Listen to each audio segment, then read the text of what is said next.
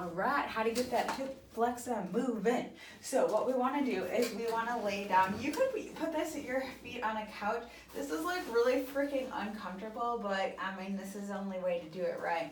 So if I go from the side of my hip bone towards my belly button here, I'm going to dissect that in half. So I'm going to find the halfway point. If I bring my fingers in here and just push straight down, that's your hip flexor. You'll know you're on it because you're like, ah!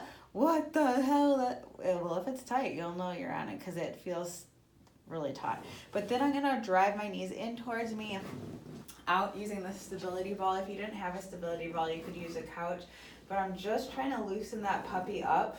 The hip flexor is this huge muscle in the abdominal cavity. It attaches to our low back.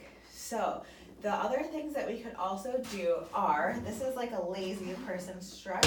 So we could bring our leg off the side. I like to go at a diagonal, so my shoulders are kind of this way, but I'm letting my leg hang. This one's a nice one to do in the morning or at night if you have tight hip flexors. You kind of grab your pant leg, your pajama pants, and then pull these guys back so that you have more of a stretch in there.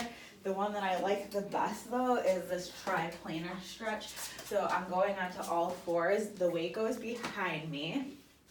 And so I usually like to use a pretty heavy weight. And then I'm keeping my chest tall, so my shoulder blades wide open.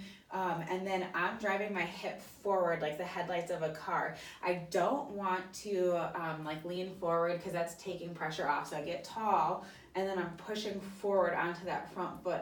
That's a huge stretch in that hip flexor region. So holding it there and with the weight behind you, that makes you come into extension.